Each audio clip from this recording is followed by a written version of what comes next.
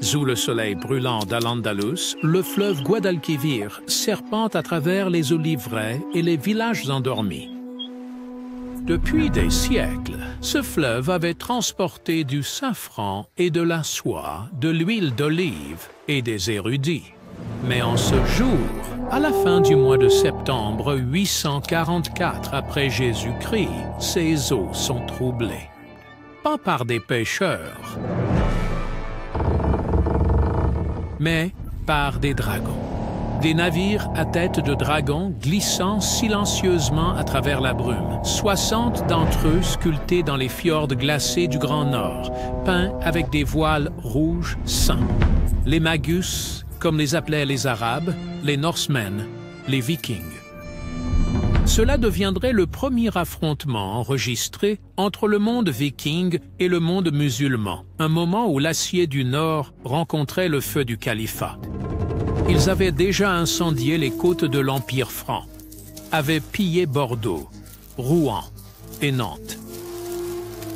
Maintenant, avec la côte ouest de l'Ibérie en vue, ils descendent comme une tempête. Ils pillent Lisbonne à Luxpuna. Ils incendient Cadix et Médina Sidonia. Et puis, ils suivent le fleuve à l'intérieur des terres. La grande ville d'Isbilia, Séville, est sans défense.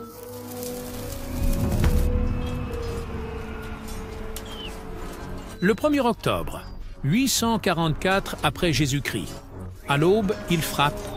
Isa ibn Shuhay, gouverneur de Séville, donne l'alerte. « Aux armes !» crie-t-il. « Hommes d'Andalus, défendez vos foyers, protégez la mosquée !»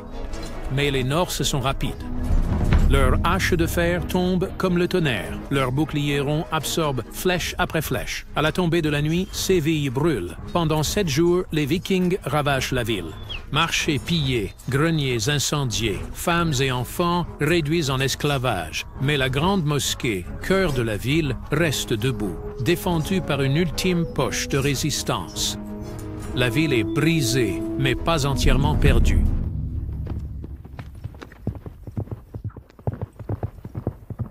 De Cordoue, la fière capitale de l'émirat d'Al-Andalus, un message arrive à la cour de l'émir Abd al-Rahman II. Séville, l'un des joyaux de la couronne de son royaume, est tombé aux mains de païens étrangers, des hommes sauvages venus du nord glacé. Leurs navires à tête de dragon ont remonté le fleuve Guadalquivir comme des fantômes dans le brouillard. Et maintenant, ils incendient l'une des plus grandes villes de l'islam. « Envoyez chercher Muhammad ibn Rustam », ordonne l'émir.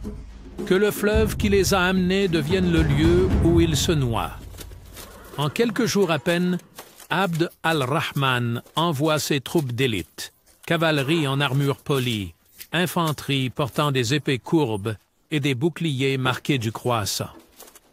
Il marche vers le sud avec le feu dans le cœur, la vengeance brûlant à chaque pas. Mi-octobre, 844 après Jésus-Christ. Le long des rives du puissant Guadalquivir, Muhammad ibn Rustam, commandant aguerri de la flotte musulmane, mène l'assaut. Ses navires de guerre fendent l'eau avec détermination, interceptant les dracars vikings alors qu'ils tentent de se retirer, lents et vulnérables. Une bataille navale féroce éclate près des rives marécageuses. Les Norvégiens, pris au dépourvu, vacillent sous l'assaut. Leurs boucliers se lèvent, leurs haches balancent. Mais les guerriers musulmans sont implacables. Les flèches pleuvent des ponts, les lames s'entrechoquent au corps à corps. Les flammes s'élèvent à nouveau, mais cette fois, ce sont les navires vikings qui brûlent.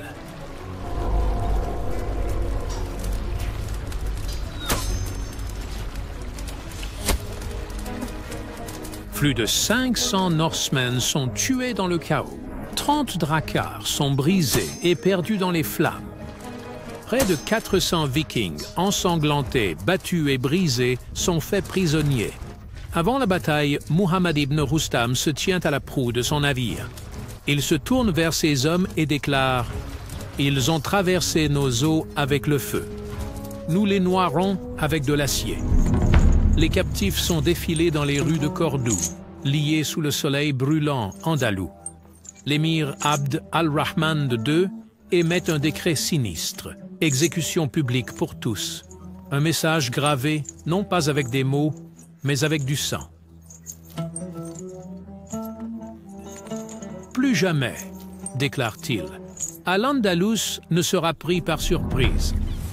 Dans les mois qui suivent, l'émir agit rapidement. Il commande les premiers navires de la marine andalouse, construits non seulement pour le commerce, mais pour la guerre. Des forteresses s'élèvent le long de la côte vulnérable. Des tours de guet sont érigées, veillant sur chaque port et embouchure de rivière, et la ville de Séville, ravagée mais intacte, est reconstruite plus forte, fortifiée et défiante.